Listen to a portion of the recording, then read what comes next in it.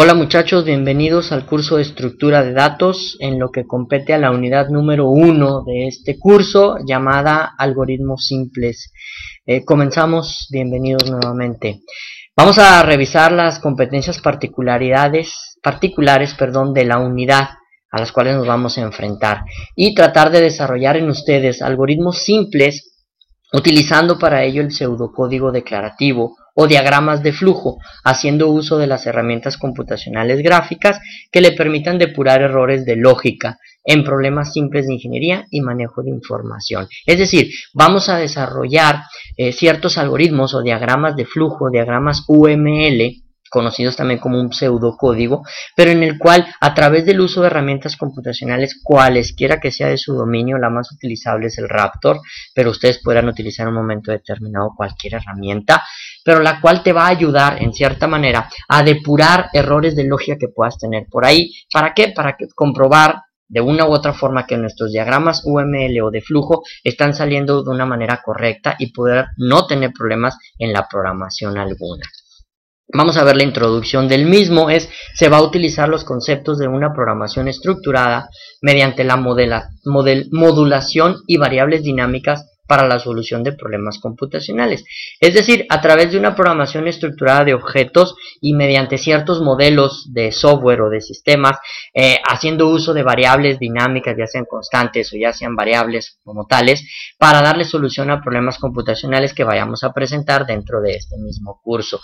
Para ello vamos a iniciar con la definición o la terminología y conceptos, que es lo que vamos a estar viendo a lo largo de este curso, y vamos a familiarizarnos con cada uno de ellos. El primero es la representación. ¿Qué significará representación? Es un acto de demostrar a través de una herramienta de trabajo el objeto o el objetivo alcanzado de un proyecto. ¿A qué me refiero con esto?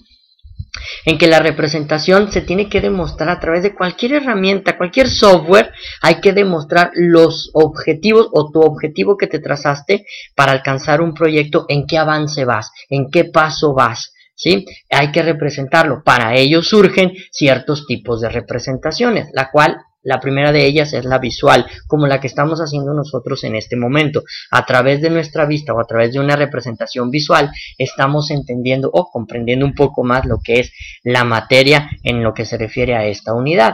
La segundo tipo de representación es la escrita.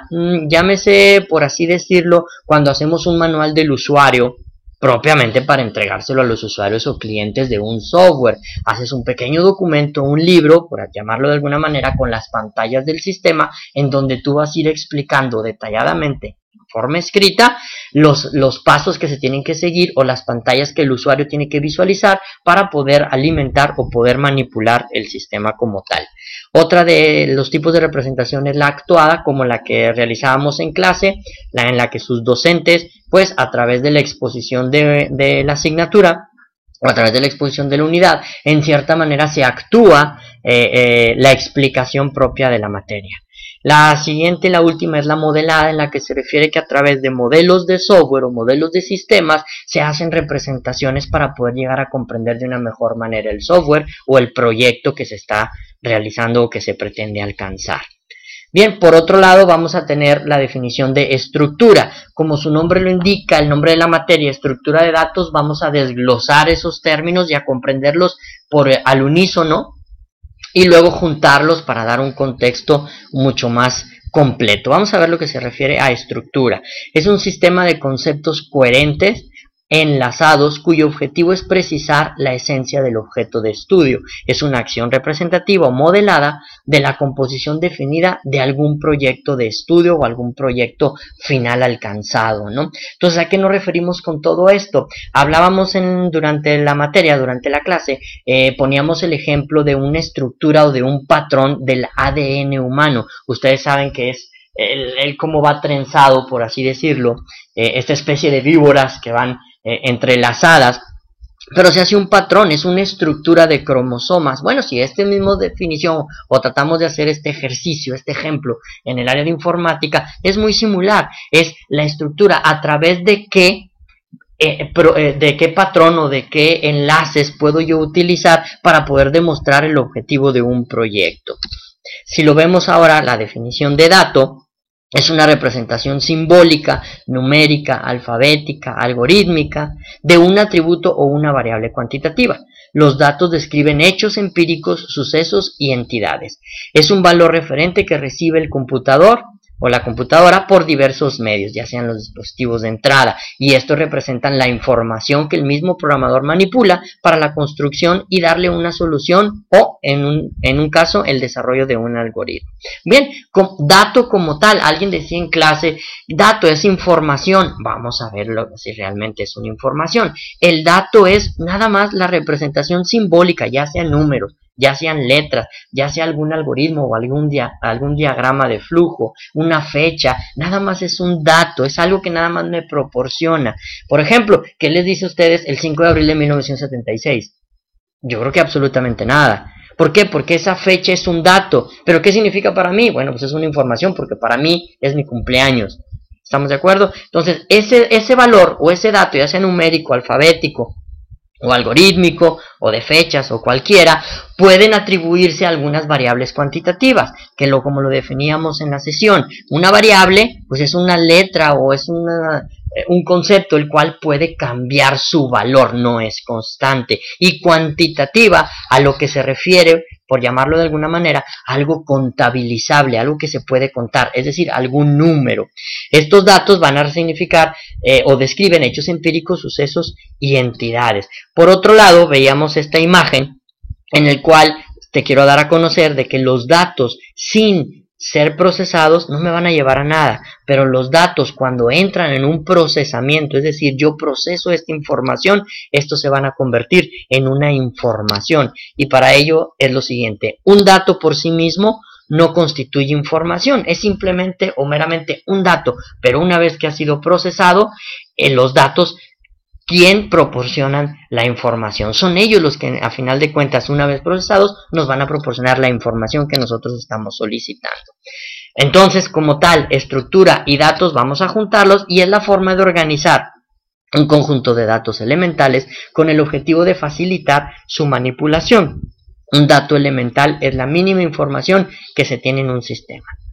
La estructura de datos define la organización e interrelación de estos y un conjunto de operaciones que se pueden realizar sobre ellos. Entonces, si decíamos que estructura era un patrón como un machote, algo que ya tengo por desarrollar, ahora si le agregamos el concepto de datos, bueno, pues es la manipulación de esos datos a través de ese patrón con el uso modelado de ciertas herramientas de trabajo, de software o de sistemas, para poder proyectar mis avances del proyecto. Para ello, la estructura de datos se refiere o hace uso de ciertas operaciones básicas, las cuales son la alta, adicionar un nuevo valor a una estructura, es decir, tengo mi patrón, tengo mi estructura y voy a insertar, con este comando voy a insertar el nuevo dato o el nuevo valor que yo quisiera agregar a esa estructura. Baja, su nombre lo indica, voy a borrar de esa estructura algún valor. ¿Con cuál? Con el formato o con el comando, delete. La siguiente es una búsqueda, encontrar un determinado valor dentro de la estructura para realizar una operación con este valor en una forma secuencial o binario. En este caso realizamos el comando select. Y por último, el actualizar y modificar, cambiar el valor de un dato de una estructura, hacer una actualización de ello como un update. En clase, recuerdo, hacíamos el ejercicio de hablar de una hoja de cálculo de Excel, en la cual, si nos posicionamos en nuestra imaginación en la columna A1, y por ahí queríamos plasmar en esa hoja de Excel nuestro horario de clases, a lo mejor en esa A1 íbamos a poner hora. Hacia abajo en la columna, en A2, A3 y así sucesivamente hacia abajo, vamos a poner M1, M2, M3, etcétera, hasta M6. En la B1 íbamos a poner lunes, martes, B1, C1, D1, lunes, martes, miércoles, los días de la semana. Y así lo íbamos a llenar. Pero ¿qué pasa si yo quiero insertar? Vaya, ya te lo estoy diciendo. Quiero yo ingresar el campo o el dato hora. Bueno, para el sistema es un insert. ¿Y para nosotros qué significa? Meramente nada más teclear las palabras, teclear las letras y automáticamente se ponen en la celda de la hoja de cálculo. Si yo lo quiero dar de baja, pues lo puedo suprimir, lo voy a suprimir y lo quito. Si yo quiero buscar, pues podría utilizar el control F o el find, el buscador dentro de la misma hoja de cálculo para localizar algún dato. Inclusive si yo quiero actualizar, bueno, hay de dos formas, o le doy F2 para actualizar o modificar la celda, o lo borro y luego la vuelvo a transcribir. Digo, haciendo recordar un poquito el ejemplo o el ejercicio que veíamos en clase. Por otro lado tengo el concepto de variable. ¿Qué es una variable? Es un valor que se puede asignar a determinados caracteres, los cuales no son fijos, cambian según sean utilizados en programación. Ojo y recuerden esto, variable es algo que va cambiando, no significa que una variable o que un dato sea fijo. Para ello el siguiente ejemplo, supongamos que aquí vienen líneas de código de programación hacia arriba y luego me topo con mi código fuente en el cual me dice que x es igual a 0, continúo con mis líneas de programación y luego x va a tener un valor de venta total. Y luego continúa mi software o continúa mi codificación. ¿A qué me refiero con esto? Que el valor de x o que la variable x es variable, puede cambiar. En un inicio lo utilicé como un valor de 0 y al final la llegué a utilizar con otro término. Siguiente concepto es el de constante. A diferencia de la variable, este es un valor que se puede asignar a determinados caracteres, los cuales son fijos y no cambian según sean utilizados en la programación. Volvemos al mismo ejercicio. Tengo código de programación en el cual llego a tener una variable x es igual a 0, continúo con código de programación y la x sigue valiendo 0. Es decir, la x va a valer 0 durante todo mi trayecto de mi programación o de mi código que esté arrojando. Es un valor constante. Hablábamos como la velocidad de los coches a 100 kilómetros por hora en una velocidad constante. Es decir, no cambia ese valor, va a ser fijo. Tipos de datos. Es un atributo o una parte de los datos que indican al ordenador y al programador algo de la clase de datos sobre los que se van a procesar. Y para ello realizábamos la actividad, en lo cual ahorita me la voy a brincar. Ustedes ya la tienen por ahí seleccionada o anotada. Los tipos de datos no se los quiero adelantar, ustedes me lo van a proporcionar con esa actividad. Por último tenemos la secuencia. ¿Qué significará secuencia? Son los pasos o el seguimiento o ese checklist que se debe de seguir para ejecutar un proceso plenamente definido y estructurado. Es decir, pasos que yo tengo que llevar a cabo para poder llegar a construir mi software o mi sistema. Son una serie de lineamientos, una serie de actividades que tengo que seguir y no me puedo brincar una de la otra. Para ello muestro el siguiente diagrama, el cual, insisto, no importa lo que están diciendo aquí arriba, sino únicamente los recuadros son los que se ven en color blanco, es lo que nos interesa. En lo cual tengo una actividad, se va a llevar determinado tiempo para avanzarla, pero tengo varias actividades que dependen de esta misma. En un momento determinado, bueno, sin acabar esta actividad, puedo empezar a funcionar o empezar a trabajar en esta otra en un tiempo mucho más corto y así sucesivamente. Lo ideal es llevar una secuencia, llevar un checklist de nuestro avance de proyecto. Decisión. Vamos a ver qué es la decisión. Es un problema en donde las respuestas no pueden variar entre un false o un true, es decir, entre un falso y un verdadero. No hay vuelta de hoja. Y para ello el siguiente ejercicio es un pequeño diagrama UML, un diagrama de flujo en el cual la lámpara no funciona y entra una decisión. Bueno, ¿está enchufada la lámpara? No, no está enchufada. Bueno, hay que enchufar la lámpara. Sí, sí está enchufada. Bueno, entonces está quemado el foco. Pues hay que cambiar la botella si está quemado el foco. Y si no, pues no se alcanza a ver, pero es compra una nueva lámpara. Compra otra para que este siga funcionando por ahí. Iteración. ¿Qué significa la iteración? Es la repetición de un proceso dentro de un programa computacional. Describe el estilo de programación usado en el lenguaje de programación imperativa. Es decir, algo que yo puedo utilizar y es reutilizable para todos nosotros dentro del mismo software. Por ejemplo, aquí tengo un pequeño código de programación en el cual se va a inicializar una variable, dos variables, la i y la a, le damos un valor de 0, las inicializo, después voy a entrar en un ciclo for, es un ciclo repetitivo, en el cual el valor de i va a ir incrementando de 1 a 3. Entro en el ciclo o entro en el cursor y empiezo que a es igual a más 1, lo que significaría es la a es igual a 0 más la i ya vale 1, por lo tanto imprimo el valor de a, ¿cuánto va a valer? 0 más 1, la a en este momento vale 1, y se regresa otra vez al ciclo, donde ahora vale 2, 2 más 1 va a decir 3, y me regreso al ciclo, donde la i 3 más 3 va a dar 6, por el final se imprime el número 6, es un ciclo repetitivo por ahí. Muchas gracias, compañeros, con esto concluimos la unidad número 1, espero que les sirva mucho esta información y haya reforzado un poquito más sus conocimientos. Gracias y nos vemos en la siguiente unidad.